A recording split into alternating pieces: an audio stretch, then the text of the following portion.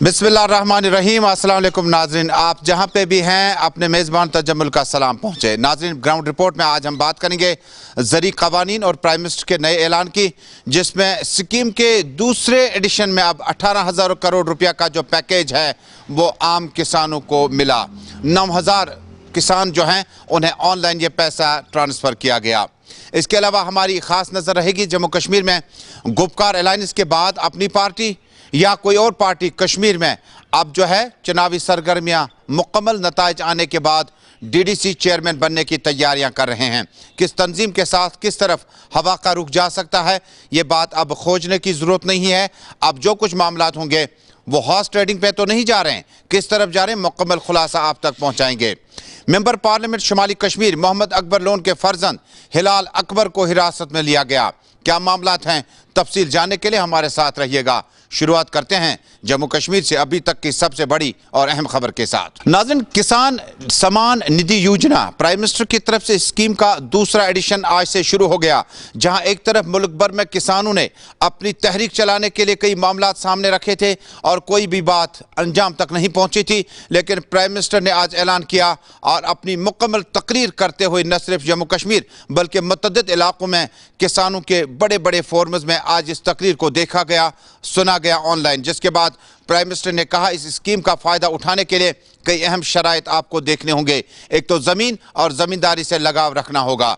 आपकी जब तक जमीन बचेगी तब तक जम्मू कश्मीर तो क्या दुनिया भर की जो दुनियादारी है वो चलती रहेगी। लेकिन इसके बाद आप जमीनात को बेचने के बजाय इसको रियल एस्टेट में तब्दील कर रहे हैं, जो किसी भी कीमत पर बर्दाश्त नहीं किया जाएगा। इस ज़मन में आज कठुआ में भी एक तकरीब हुई, जहां minister of state prime minister office जनाब डॉक्टर जतिंदर सिंह आज खुद मौजूद रहे और किसानों से वादा लिया कि आप अपनी ज़मीन का खास ख्याल रखेंगे। लेफ्टिनेंट गवर्नर मनोज सिन्हा ने भी कई तकरीबात में हिस्सा लिया, जिसमें किसानों से किया गया वादा पूरा करने का वक्त आ चुका है और उम्मीद की कि जम्मू कश्मीर में अब ज़मींदारी जो है इसको ऑफिशियली तौर पर ज़मींदार जो है अपना सब्जेक्ट बनाएं। एग्रीकल्चर, हॉर्टिकल्चर, एपीकल्चर, सेरिकल्चर, ये तमाम कल्चर तभी चलेंगे जब आपके पास ज़मीन बची होगी। इस ज़मीन में डायरेक्टर हॉर्टिकल्चर ने भी अपनी तरफ से कोशिशों का इस मौके पर कहते हुए कहा कि ये कोशिशें तभी कारआमद होंगी जब आपका साथ बना रहेगा। आज जिन राजनीतिक दलों के लोग अपने आप को इस राजनीतिक प्रवाह में जब देश की जनता ने उन्होंने नकार दिया है, तो कुछ न कुछ ऐसे इवेंट कर रहे हैं, इवेंट मैनेजमेंट हो रहा है ताकि कोई सेल्फी ले ले, कोई फोटो छप जाए, कहीं टीवी पर दिखाई दे और उनकी राजनीति चलती जाए। अब देश ने उन लोगों को भी देख लिया है, ये देश के सामने एक्सपोज हो गए हैं। स्वार्थ की राजनीति का एक मुद्दा भद्दा उदाहरण हम बहुत बारीकी से देख रहे हैं। जो दल पश्चिम बंगाल में किसानों के हित पर कुछ नहीं बोलते, वो यहां दिल्ली के नागरिकों को परेशान करने पर लगे हुए हैं, देश की अर्थनीति को बर्बाद करने पर लगे हुए हैं, और वो भी किसान के नाम पर। इन दलों को आपने सुना होगा, मंडिया बोल रहे हैं, एपीएमसी की बात कर रहे हैं और बड़े बड़े हेडलाइन लेने के लिए भाषण कर रहे हैं। लेकिन ये दल, वही झंडे वाले, वही विचारधारा वाले जिन्होंने बंगाल को बर्बाद किया। केरल के अंदर उनकी सरकार है। इसके पहले जो 50 साल 60 साल तक देश पर राज करते थे उनकी सरकार थी। केरल में एपीएमसी नहीं है, मंडियां नहीं है। मैं जरा इनको पूछता हूं, यहां फोटो निकालने के कार्यक्रम करते हैं, अरे केरल में आंदोलन करके वहां तो एपीएमसी चालू करवाओ। पंजाब के किसानों को गुमराह करने के लिए आपके पास समय है। केरल के अंदर यह व्यवस्था नहीं है। अगर ये व्यवस्था अच्छी है तो केरल में क्यों नहीं है? क्यों आप दोगली नीति लेकर के चल रहे हो? ये किस तरह की राजनीति कर रहे हैं जिसमें कोई तर्क नहीं, कोई तथ्य नहीं है। सिर्फ झूठे आरोप लगाओ, सिर्फ अफवाहें फैलाओ, हमारे किसानों को डरा दो और भले भोले किसान कभी कभी आपकी बातों में गुमराह हो जाते हैं। भाइयों बहनों, भी कुत्थे अपनी फसल बेचनी, किहड़े दाम पर बेचनी, किस कीमत च फरोख्त करनी, ते जे तुस ऑनलाइन कपड़े लट्ठे खरीदी सकते हो ते ऑनलाइन खेती भी बिकी जाती है अजकल। ते साडा अगर पढ़े लिखे दा नौजवान किसान जे कंप्यूटर पर बहिए ऑनलाइन लिखिया भी कुत्थे उसी सारे को ज्यादा कीमत मिलती है, मुंबई दिल्ली कुदै भी, तो असं कोई हक नहीं कि अस उसी बनिए रखते। तो इस वास्ते जियां प्रधानमंत्री जी ने गलाया कि किसी होर कारण करने कुछ गुमराह करने का प्रयास होया है, इत्थे भी बड़ी गल चली। उस दिन मैं आख्या है चुनाव के दिन भी जी जमीन ले जानिया, कानून ही तो खुदा लिखा था नहीं, ये कंट्रैक्ट फार्मिंग है, फसल के उपर कंट्रैक्ट करना वो भी अपनी मर्जी है। बल्कि मैं तो आखंगा कि उसी कानून के दायरे च बनी उड़िया, क्योंकि पहले भी काश्तकारी सिस्टम होंदा, बच्चे नौकरियां करने ही तुरी जाते हैं, बाहर खेत ही काम करने वाला कोई नहीं हराउंदा, वो अगे दे उड़ते, कई बार वो जमीन कब्जा हो जाती है। हूँ तो गल कहनी है, हूँ तो एग्रीमेंट होना, स्टाम लिखाना, तो साफ साफ लिखाना भी छड़ा खेती उपर साड़ी एग्रीमेंट है, जमीन उपर नहीं है। लेकिन इत्थे भी भ्रम फैलाया कि इत्थे साड़ा बार्डर का एरिया है, बेचारे सीधे लोग जी जमीन ले जानिया। मैं उस दिन भी आख्या भी जे जमीन के मकान लैने की नौबत आई तो पहले इंदियां लैनियां जिहड़ियां गलार के। नाज़रीन, ज़री कवानीन अपनी जगह, लेकिन जम्मू कश्मीर की जब हम बात करते हैं तो जम्मू कश्मीर में बहुत सारे इलाके ऐसे हैं जहां पर ज़मींदारी हुआ करती थी। ज़मींदारी होने का मतलब है कि किसानों की ज़मीन उनके पास महफूज हुआ करती थी।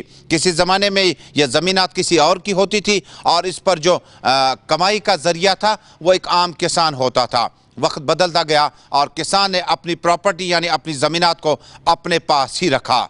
लेकिन गुज़श्ता से पेवस्ता तकरीबन 3 दहाइयों के दौरान मुल्क भर में क्या बल्कि जम्मू कश्मीर में भी इन रिहायशी इलाकों में ज़मीनात ख़त्म होती जा रही हैं।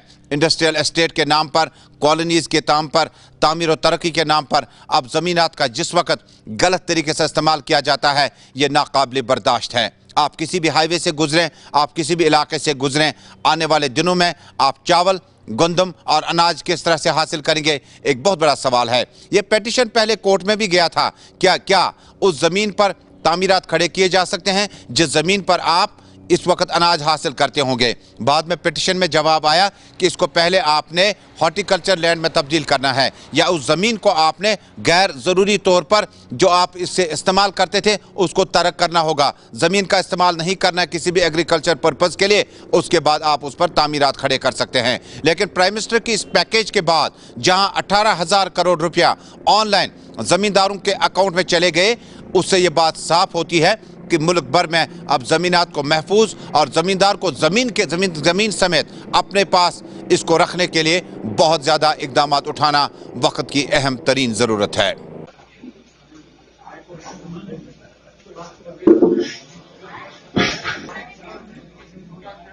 इस घर से हमारे प्रधानमंत्री माननीय नरेंद्र मोदी इस अवसर पर हमारे ऑनरेबल प्रधानमंत्री जो हमारे हैं कंट्री के, उन्होंने आज लगभग कंट्री के अंदर जो है लगभग 9 करोड़ फार्मर्स जो थे उनके अकाउंट में 18,000 करोड़ रुपया जो है वो एक क्लिक किया और उससे वो पैसा उनके अकाउंट में ट्रांसफ़र हो गया है। अगर ज़िला राजौरी की बात की जाए तो लगभग 42,000 लोगों को जो है आज ये 7वीं इंस्टॉलमेंट जो है इनके अकाउंट में ट्रांसफ़र हुई है और अमाउंट जो है वो 8.5 करोड़ रुपया है। अगर डिस्ट्रिक्ट के अंदर बात की जाए तो 86,000 फार्मर्स हमारे रजिस्टर्ड हैं और जिसमें 78,000 फार्मर्स को हमारे फर्स्ट से लेकर 6th इंस्टॉलमेंट जो उनको मिल चुकी है। ये पैसा सीधा ही उनके अकाउंट में जाता है और हर साल की जो है 3 इंस्टॉलमेंटें होती है 2,000 की और 6,000 रुपये उनको सालाना मिलता है हमारे फार्मर्स को। हार्टिकल्चर कॉम्प्लेक्स राजबाग में PM किसान सम्मान योजना के बारे में ये दिन मनाया। ये मरकज़ी लेवल पर भी आज मनाया गया और यहाँ UT लेवल पर भी मनाया गया। तो इसमें हमने किसानों को यहाँ दावत दी थी और कोशिश हमारी रही कि उनको हम जो मुख्तलिफ स्कीमें हैं डेवलपमेंट की, चाहे वो टॉप टू टोटल है, चाहे वो prime ministers formalisation of micro food processing units है, चाहे वो एग्रीकल्चर इंफ्रास्ट्रक्चर फंड है, या जो हमारा हाई डेंसिटी का मिशन है, नर्सरी डेवलपमेंट का मिशन है, उसके बारे में हमने जानकारी दी उनको। हमारे पेस्टिसाइड के बारे में अगर कोई शिकायत आती रहती है, उसको आने वाले टाइम में ज़्यादा मौसर अंदाज से देखने की गुजारिश है। उसमें हम चाहेंगे कि अपने ग्रोवर से भी फीडबैक लें और उनसे भी यही सलाह मशवरा दिया कि वो जो भी कोई चीज़ लें उसको बाज़ाब्ता उसका रिसिप्ट लें, रजिस्टर्ड डीलर से लें। हम भी इंशाल्लाह आने वाले टाइम में इस पर रिव्यू भी करते रहेंगे और सैम्पलिंग भी करते रहेंगे और किसी भी गलत चीज़ को कोशिश करेंगे कि बाज़ार से वो नहीं रखेंगे अवेलेबल, उसको स्ट्रिक्टली उस चीज़ को देखेंगे और कोशिश करेंगे कि आने वाले टाइम में इस सेक्टर को आगे ले जाने में हम कोशिश करेंगे। नाज़रीन, आपने प्राइम मिनिस्टर से लेकर डॉक्टर जतिंदर सिंह तक और मुत्तलका डिपार्टमेंट ने क्या कुछ किया आज के इस मौके पर जब 18,000 करोड़ रुपया ऑनलाइन ट्रांसफ़र किया गया 9,000 किसानों में, ज़मींदारों में। अब ये किस तरह से इस ज़मीनात की देख रेख करेंगे। आपकी ज़मीन जो है न सिर्फ आपको फसल फराहम करेगी बल्कि आपने ज़मीन के लिए अपना खून पसीना जिस वक्त आप बहाते आए हैं उसको जारी करना होगा, तब जाके इस ज़मीन को बचाया जा सकता है। रहमत कलीम की ये रिपोर्ट। ज़र क़वानीन के खिलाफ किसानों के एहतजाज को 1 माह मुकम्मल हो चुके हैं, लेकिन सरकार और किसान के बीच अभी तक कोई बात नहीं बन पाई है। लेकिन किसानों की इस एहतजाज और धरने को गलत साबित करने के लिए आज पूरी मरकजी सरकार मैदान में थी। पीएम मोदी ने मोर्चा संभाला, वज़ीर ज़राअत नरेंद्र सिंह तोमर भी मैदान में थे, वज़ीर दिफा राजनाथ सिंह भी थे, वज़ीर दाखिला अमित शाह भी थे, पीयूष गोयल भी नजर आए और साथ ही साथ स्मृति ईरानी भी थी। इन तमाम ने किसानों के एहतजाज और धरने को गलत साबित करने की कोशिश की, लेकिन इस बीच आज सरकार की तरफ से एक नई कोशिश ये हुई, किसानों को लुभाने का एक नया तरीका ये देखने को मिला कि पीएम किसान सम्मान निधि के तहत दूसरी किस्त को आज अचानक जारी कर दिया गया। 18,000 करोड़ रुपए का पैकेज 9 करोड़ किसानों के खातों में आज पीएम मोदी ने भेजा। लेकिन क्या इस सौगात से किसान और सरकार के बीच रास्ता निकल पाएगा इस मसले का? क्या जिस कानून को लेकर के, जिस कानून के खिलाफ किसान एहतजाज कर रहे हैं, उस पर बात बन पाएगी? किसान और सरकार के बीच अगले दौर की मीटिंग कब होगी, बात कब बनेगी, ये अभी तक तस्वीर साफ नहीं है। लेकिन ये साफ जरूर है कि सरकार ने सीधे तौर पर इशारा दे दिया है, कानून वापस नहीं होगा। सरकार कानून में तरमीम के लिए जरूर तैयार है, लेकिन क्या किसान जिस वादे के साथ घर से निकले हुए हैं और जो किसानों का मुतालबा है कि वो घरों से इसलिए निकले हैं कि इस कानून को वापस लिया जाए, जब तक कानून वापस नहीं लिया जाता तब तक वो अपने घर को नहीं लौटेंगे। 1 माह बाद भी यही सूरत हाल है कि किसान अपनी बात पर डटे हुए हैं, सरकार अपनी बात पर डटी हुई है। किसान और सरकार के बीच बात कब बनेगी, सबकी नजर इस पर है। लेकिन क्या 18,000 करोड़ के इस सौगात से किसान खुश हो जाएंगे और क्या बात बन जाएगी? ऐसी देखने वाली चीज आइंदा चंद दिनों में नजर आएगी। लेकिन फिलहाल जो बात है वो सिर्फ और सिर्फ किसान और सरकार के बीच तअत्तुल का दौर जारी है, बात बनने को तैयार नहीं है। कैमरामैन कन्हैया कुमार के साथ रहमत कलीम, गुलिस्तान न्यूज़। जुमे के रोज आखिरी इतलात मिलने तक जम्मू कश्मीर में दक्षिणी कश्मीर यानी शोपियान के इमाम साहब बेलट कनीगाम में सिक्योरिटी फोर्सेज और मिलिटेंटों के बीच में झड़प का आगाज हुआ। बताया जाता है कि 44 राष्ट्रीय राइफल्स जम्मू कश्मीर में तैनात सीआरपीएफ के जवान, एसओजी और जम्मू कश्मीर पुलिस ने इतला मिलने के बाद कि इलाके में मिलिटेंटों की मौजूदगी है, सर्च ऑपरेशन शुरू कर दिया गया। हमारे नुमाइंदे इरशाद शाह के मुताबिक अगरचे सिक्योरिटी फोर्स और पुलिस के सीनियर अफसरान ने मिलिटेंटों को सरेंडर करने की हर मुमकिन कोशिश की, ताहम आखिरी इतलात मिलने तक दोनों अतराफ से गोलियों का तबादला जारी था। नाज़रीन, जम्मू कश्मीर के हर घर की आवाज़ गुलिस्तान न्यूज़ नेटवर्क पर आप अपना मनपसंद प्रोग्राम जम्मू कश्मीर और मुल्क भर की खबरों से आरास्ता ग्राउंड रिपोर्ट अपने मेज़बान तजम्मुल इस्लाम के साथ देख रहे हैं। नाज़रीन, अगली खबर, जम्मू कश्मीर में मेंबर पार्लियामेंट मोहम्मद अकबर लोन के फर्जंद आज सुंबल जा रहे थे। इस दौरान उन्हें अचानक पुलिस स्टेशन में हिरासत में लिया गया। बताया जाता है कि मोहम्मद अकबर लोन के फर्जंद को चुनावी जलसों के दौरान कई एक तकरीर जिसमें उन्होंने मुल्क दुश्मन अल्फाजों का इस्तेमाल किया, एंटी नेशनल एलिमेंट्स को जिस वक्त जम्मू कश्मीर में इंतखाबात को कराने में कोई मौका नहीं मिला था, लेकिन जम्मू कश्मीर की मेन स्ट्रीम पार्टियों में से कुछ लीडरान ने अपनी तकरीर के दौरान कुछ ऐसे अल्फाज इस्तेमाल किए जिससे और भी गिरफ्तारी की जा सकती है। हालांकि एक तरफ देखें, उनके वालिद मेंबर पार्लियामेंट नॉर्थ कश्मीर से साबिक असम्बली के स्पीकर रह चुके हैं, लेकिन उनकी गिरफ्तारी के बाद बताया जाता कि उन्हें एमएलए हॉस्टल मुंतकिल किया गया और पुलिस ने ज़िम्मन में केस दर्ज करके तहकीकात को मज़ीद तेज़ कर दिया। और नाज़रीन, सियासत पे वापस आएंगे कि सियासत में अब क्या कुछ होगा, लेकिन उससे पहले कुछ मामलात ऐसे हैं। डोडा से ये खबर, डोडा का असर ब्लॉक है कि पीएचसी बनने के बाद मकामी लोग अभी इस इंतजार में हैं कि कब इस पीएचसी का सेंटर मुकम्मल होने के बाद अवाम के नाम वक्फ किया जाएगा। मकामी लोगों ने इल्ज़ामात आयद करते हुए कहा सरकारें आई और सरकारें चली गई, लेकिन किसी ने इस बात की तरफ तवज्जो मबजूल नहीं कराई कि इलाके में अगर इतना पैसा मरकज़ और स्टेट गवर्नमेंट ने खर्च किया, आखिर इस पीएचसी को अवाम के नाम क्यों नहीं वक्फ किया जाएगा। अवाम की रुदाद, आपकी नजर।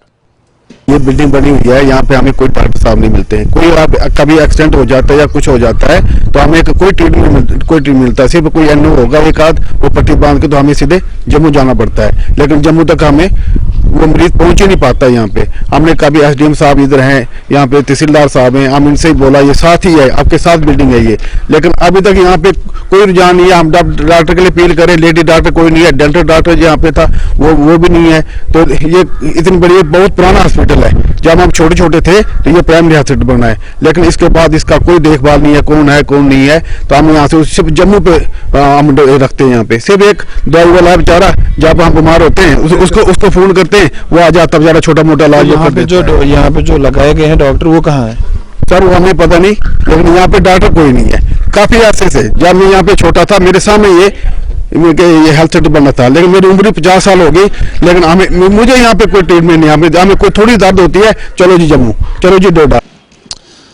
नाज़रीन, अगली खबर भी अवाम से जुड़ी है। अवाम ने जहां वोट के दौरान पानी, बिजली, सड़क, सेहत के लिए मुकम्मल तौर पर एमएलएज को एतमाद दिया था, उसके बाद पंचों सरपंचों को एतमाद दिया था, लेकिन ग्राउंड लेवल पर अभी कुछ तब्दीली नहीं आई। आपको ताज़ा तस्वीरें दिखाते हैं जनूबी कश्मीर के पुलवामा रोमू इलाके की, जहां इलाके में अभी भी पानी की अदम दस्तयाबी की वजह से लोग काफ़ी परेशान हैं। पीने के साफ पानी की अदम दस्तयाबी के लिए ज़िला तरक्याती कमिश्नर और मुतल्लिका अफसरान ने यकीन दहानी कराई, लेकिन पानी घर घर पहुंचना अभी शायद एक ख्वाब ही लग रहा है। मकामी लोगों ने एलजी इंतजामिया से फौरी मुदाखलत की अपील की है कि पानियों के भंवर और शहर में पानियों की कमी से कहीं ऐसा ना हो कि कश्मीर में जो ये इलाके हैं जहां पानी, कुदरती चश्मे बहुत ज़्यादा हैं, आखिर पानी की कमी की वजह से क्या लोगों को कितनी देर और इंतजार करना होगा।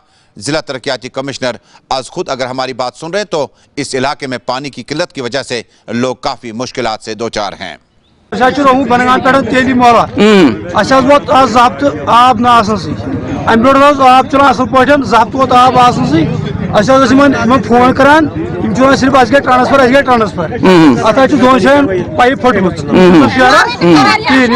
फोन करान नजर अंदाज कर हमेशा नजर अंदाज करान, लिहाजा एडमिनिस्ट्रेशन गुजारिश करान यह करो फैसला करो तुम वो तुम पान तुम वो आब आयत ना गए ट्रांसफर आज करो 20 गए ट्रांसफर पता आब बाकी गाँव आब क्या मोहल क्या नजर अंदाज कर लगभग 2 हफ्ता आब फोन फोन तुलान कहीं डिपार्टमेंटस अपील करान कि मुलाजमन कर पन्ने आय वन तो लान दिया नजर क्या दलील आब। नाज़रीन, अब जिक्र करते हैं जम्मू कश्मीर में फुटपाथ का। आज हम शहर का नहीं, आपको कुलगाम लिए चलते हैं। कुलगाम से हमारे साथी अब्दुल हमीद के मुताबिक इलाके में मुतअद्दिद जगहों पर फुटपाथ पे लोगों ने कब्जा जमाया हुआ है। हालांकि अगर शॉपकीपर ने अपनी शॉप अलॉटमेंट के दौरान, खरीदते वक्त, किराए पर लेते वक्त किसी भी जगह जिक्र नहीं है कि उसने अपना शॉप जो है उसके साथ में फुटपाथ को एनक्रोच करना है। यह न सिर्फ शहरी श्रीनगर के लिए मसला है, बल्कि आप कुलगाम की ताज़ा तस्वीरें देखते हैं। कुलगाम के बेशतर इलाकों में शिकायत है कि लोगों के अबूर मरूर और चलने फिरने पर ये फुटपाथ वेंडर्स जो हैं बड़ी दिक्कत करते हैं। रोजी रोटी अपनी जगह, आपकी मेहनत अपनी जगह, लेकिन जिस वक्त आप इन पटरियों का इस्तेमाल अपने जरिए मुआश के लिए करते हैं तो कहीं ना कहीं ये फुटपाथ जो बने थे, इस पे जो टाइल वगैरह लगे थे, ये सरकार ने आम लोगों को चलने के लिए बनाए थे, न कि आपकी दुकान की जो एक्स्ट्रा लगेज, आपका सामान बाहर आप खड़े कर पाएंगे इसको। इससे बहुत ज़्यादा मुश्किल है। कहते हैं कि रास्ते में अगर आपको पत्थर हटाते वक्त भी लगे, उस पत्थर को हटाएगा ताकि दूसरा चलने वाला परेशानी से दो चार ना हो। हमारी कोशिश होगी कि जो भी फुटपाथ पे इस वक्त साजो सामान लदा हुआ है, लोग इससे एतराज़ करें। कार्रवाई अपनी जगह, ये एक इंसानी अमल है और एक कुदरती अमल है कि अगर आपकी शॉप है उसके साथ में आपकी पटरी नहीं हो सकती है, नहीं हो सकती है। लिहाजा इन पटरियों से सामान उठाने के लिए मकामी लोगों ने अब पुलिस से मदद की अपील की है। अब नई म्यूनसिपलिटी जो वजूद में आई है, नए काउंसलर साहिबान, हम उनसे एक ही रिक्वेस्ट कर रहे हैं कि जो ये फुटपाथ्स है इनको खाली कराया जाए दुकानदारों से, क्योंकि यहाँ दिक्कतें हो रही। आप देख रहे हैं रोज बरोज कितना ट्रैफिक जाम हो रहा है। यहाँ एक घंटा लग रहा है, कोई एम्बुलेंस आ रही है उसको मौका ही नहीं मिल रहा है पेशेंट लेके अस्पताल तक जाने का। पूरा एक घंटा बाजार में वो फंसती है। मैं जिला इंतजामिया कुलगाम से गुजारिश करता हूँ कि वो इस पर कार्रवाई करे, फौरी तौर पे एक अच्छी कार्रवाई करे ताकि लोगों को दिक्कतें ना आए। और हम दुकानदारों के खिलाफ ही नहीं है, दुकानदारों को ये भी सोचना चाहिए कि हमारी दुकानें कितनी लंबी है और वो बाहर रोडों पे मार रख रहे हैं। नाज़रीन, पांजीपोरा सोपोर के मकामी लोगों ने आज महकमा बिजली के खिलाफ जमकर खामोश एहतजाज दर्ज किया। कहा, इलाके में बिजली की आंख मचोली से लोग बड़े परेशान हैं। एक तो पहले से बेशतर घरानों में लोग बीमार हैं, दूसरी तरफ तलबा के ऑनलाइन क्लासेस हैं, तीसरा जब सर्दी इतनी ज़्यादा कड़ाके की हो, इसमें आप बिजली के बगैर कैसे जिंदगी गुजार सकते हैं। पांजीपोरा सोपोर आसपास के इलाकों के साथ साथ बांडीपोरा, कुलगाम, बारामुल्ला, शोपियान, कुपवाड़ा और दीगर इलाकों जिनमें गुरेज और करना के ऊपरी इलाके शामिल हैं, महकमे बिजली की इस गफलतशारी के शिकार हैं। उन्होंने रियासत के लेफ्टिनेंट गवर्नर से फौरी मुदाखलत की अपील की है कि कड़ाके की सर्दी में कम अज कम आप बिजली तो फराहम करें। क्रांकशोन है, वोगुब है, हाईगाम है, बुलगाम है, बटपोरा है, क्रांकशोन बटपोरा। तो बहुत सारे लोगों ने मुझे फोन किया है कि हमें 3 दिन से पावर नहीं है। अगर ये सूरत हाल रहा तो इंशाल्लाह तो इसके बहुत बड़े नतीजे निकलेंगे, क्योंकि मैं डेवलपमेंट के साथ हूं। लोगों को इस मुसीबत में आजकल पावर नहीं है, सर्दियों में पानी की किल्लत है। मैं कल रोड पे निकलूंगा, 1000 लोग साथ होंगे, जो भी वहां कुछ भी होगा उसकी जिम्मेदार एडमिनिस्ट्रेशन होगी। और नाज़रीन, आज क्रिसमस का त्यौहार इंतहाई अकीदत, एहतराम और जोशो खरोश के साथ मनाया गया।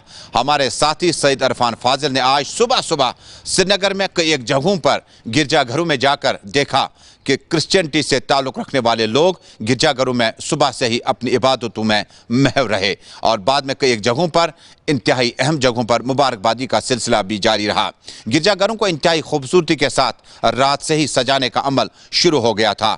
अब की बार क्रिसमस और नए साल की आमद के साथ ये तकरीबात और भी बेहतर लगी। इरफान फाजिल की ये रिपोर्ट। समुदाय की ओर से धन्यवाद देता हूं।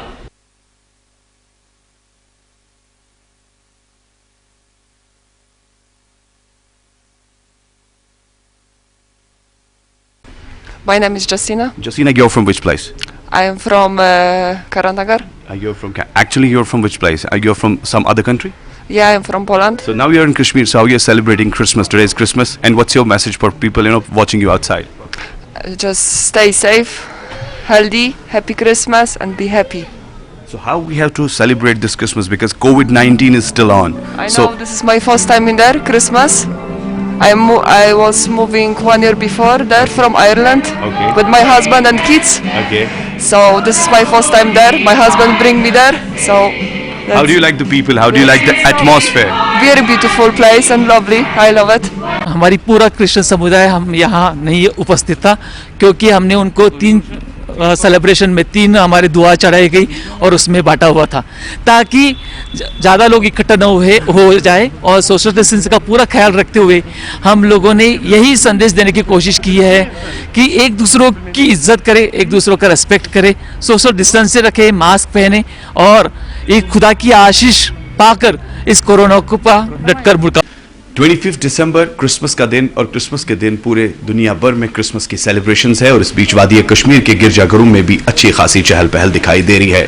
गिरजाघरों में पादरी के साथ साथ क्रिश्चियनिटी के लोगों ने हाजिरी दी और दिल से यही दुआ निकली कि इस दुनिया में अमन और भाईचारा बरकरार रहे।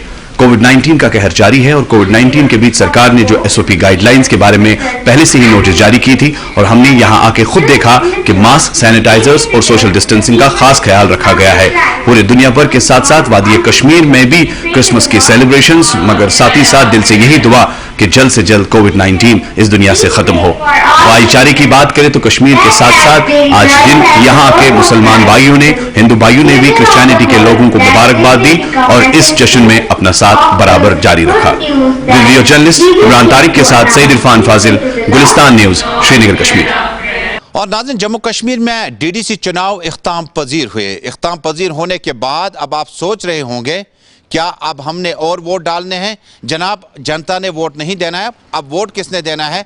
उन चुनावी डीडीसी मेंबरान ने अपनी तरफ से अपने लिए अपना चेयरमैन नामजद करना है। मिसाल के तौर पर अगर शहर श्रीनगर में 14 डीडीसी चुनावी हलके हैं जिनमें खनमू, कमरवारी ए, कमरवारी बी, थीट, हारवन, बीकेपोरा, नवगाम, ये आउटस्कर्ट्स में गिना रहा हूं आपको श्रीनगर के। यहां पर किस पार्टी ने जीत दर्ज करी और उसके कितने उम्मीदवार हैं, उसी हिसाब से यहां जो अगला चुनावी डीडीसी होगा वो बन जाएगा, मुंतखब हो जाएगा। इससे बाज़ाब्ता तौर पर चुनेंगे अपने ही जो मेंबरान होंगे। यानी चुनने का अमल किस तरह से है? अगर किसी पार्टी के पास 7 वोट हैं, मिसाल के तौर पर ये पीएचजीडी को रिप्रेजेंट करता है, तो उसका चेयरमैन आना तय है। अगर आपके पास 3 वोट है तो आपने 14 बनाने के लिए 7 के आंकड़े को छूना है, जिसके लिए आपको 4 वोट और चाहिए, जिसके लिए तैयारियां जोरों पर है। अपनी पार्टी के सरबरा सईद मोहम्मद अल्ताफ बुखारी ने आज भी बंद कमरों में मीटिंग का सिलसिला जारी रखा। शहर श्रीनगर में उन्होंने कबल अज वक्त दावा किया था कि अगला डीडीसी जो चेयरमैन होगा वो अपनी पार्टी का होगा। हालांकि उसके बाद वाजिया अक्सरियत और सबकत न मिलने की वजह से अपनी पार्टी भी अभी काफी दूर है उस आंकड़े से जिससे श्रीनगर के आउटस्कर्ट्स के लिए डीडीसी चेयरमैन नामजद किया जा सके। People's alliance for Gupkar declaration भी अपनी तैयारियों में लगी है और श्रीनगर में उनके पास पहले 3, उसके बाद एक आज़ाद उम्मीदवार ने ज्वाइन किया, हो गए 4। अब आपके पास मजीद 4 अगर चाहिए तो वो आपको इन्हीं 7 में से ढूंढने होंगे जो किसी भी तंजीम के साथ फिलहाल वाबस्ता नहीं है। निर्दलीय उम्मीदवार यानी आज़ाद उम्मीदवार कैसे जीत पाए? क्या एंटी इनकम्बेंसी यहां पर शहर श्रीनगर में गुपकार अलायंस को भी था, बीजेपी को भी था, अपनी पार्टी को भी था, दूसरी पार्टियों को भी था? यह खोजने की कोशिश सब लोग कर रहे हैं कि सवाल का जवाब कैसे दिया जाए। क्या इन आज़ाद उम्मीदवारों ने आपसे ज़्यादा बेहतर कैंपेन किया? क्या इन आज़ाद उम्मीदवारों में आपके फेसेस बेहतर थे? क्या इन आज़ाद उम्मीदवारों की क्रेडिबिलिटी यानी साख उनकी बेहतर थी? क्या इन आज़ाद उम्मीदवारों की तबीयत लोगों को खूब रास आई या आपने होमवर्क अच्छे से नहीं किया? बहरहाल शहर श्रीनगर में डीडीसी चेयरमैन, जिस वक्त आप म्यूनसिपल कॉर्पोरेशन की बात करते हैं तो पहले से ही अपनी पार्टी के पास जुनेद अजीमतू इस वक्त श्रीनगर म्यूनसिपल कॉर्पोरेशन के मेयर हैं। और उसके बाद डीडीसी चुनावी उम्मीदवार चुनने के बाद आपका चेयरमैन कौन होगा ये वक्त फैसला करेगा। कोशिश तेज की गई है अपनी पार्टी से भी और पीएचजीडी की तरफ से भी। हालांकि इस इलाके में भारतीय जनता पार्टी को भी एक वाहिद कामयाबी हासिल हुई। थोड़ा सा आपको तफसील में बता दूं कि कश्मीर में अब 3 पार्टियां जिस वक्त ये चुनावी दंगल ख़त्म करने के बाद अब चेयरमैन की रेस में है, किसके कितने फ़ायदे हो सकते हैं और किसको कितनी ज़्यादा मेहनत करनी पड़ती है। सबसे पहले आपको बताऊं कि भारतीय जनता पार्टी को 3 सीटें, एक तो काकापोरा साउथ कश्मीर से मिली, एक गुरेज से मिली और एक बालहमा से मिली, यानी खनमू 2 की सीट। 13 निशस्तों का थोड़ा सा आपको तजिया बताऊं। फकीर मोहम्मद खान साबिक एमएलए और पीपल्स डेमोक्रेटिक पार्टी के दौर इक़्तिदार में बीजेपी के साथ वो इस वक्त वाइस चेयरमैन भी कुछ वक्त तक रहे और उनके बेटे ने अजाज अहमद खान ने कामयाबी हासिल की। इससे पहले वो तुलेल ब्लॉक के लिए ब्लॉक डेवलपमेंट काउंसिल के भी बने थे चेयरमैन और अब उन्होंने डीडीसी का चुनाव लड़ा। वालिद साहब की हमदर्दी भी थी, वोट भी था और कामयाबी हासिल हुई और इस तरह से तुलेल ब्लॉक से यहाँ बीजेपी ने कामयाबी हासिल की। और बताया जाता है कि जब काकापोरा की बात करते हैं, पीएचजीडी के उम्मीदवार के कागजात यानी पर्चे जब दाखिल किए गए थे उन्हें रद्द किया गया था, वो सही नहीं थे, जिसके बाद यहाँ पर खातून उम्मीदवार बीजेपी की उन्होंने कामयाबी हासिल की। खनमू में भी मामलात कुछ इस तरह से चले। खनमू में अब की बार अजाज इंजीनियर ने जिस वक्त बीजेपी ज्वाइन की थी उसके बाद साउथ में वो काफ़ी टाइम रहे यानी साउथ इंडिया में, और उसके बाद युवा मोर्चा के प्रेसिडेंट बने। फिर वापसी की शाहनवाज हुसैन, तरुण चुग और सईद अब्बास नकवी खीमा जन हुए और विबोध गुप्ता के साथ और बाकी पार्टी लीडरशिप के साथ। यहाँ खीमा जन होने के बाद उन्होंने कामयाबियाँ हासिल की, लिहाजा कश्मीर से 3 सीटें हासिल करने के बाद यहाँ पर चेयरमैन बनने का शायद भारतीय जनता पार्टी के लिए कोई बड़ा या ज़्यादा मौका भी नहीं है। लेकिन तमाम तर नज़रें अब अपनी पार्टी या उसके बरक्स PAGD और दीगर पार्टियों पे है कि वाइस चेयरमैन किसके बनेंगे। तो नाज़रीन, इसी के साथ ग्राउंड रिपोर्ट में आज का शुमारा बस यहीं पे मुकम्मल हुआ, इस वादे के साथ कि देश और दुनिया की खबरों का सिलसिला जारी रहेगा। हमारे साथ आज जुड़ने के लिए आपका बहुत बहुत शुक्रिया। बहुत जल्द अगले प्रोग्राम में आपसे मुलाकात होगी।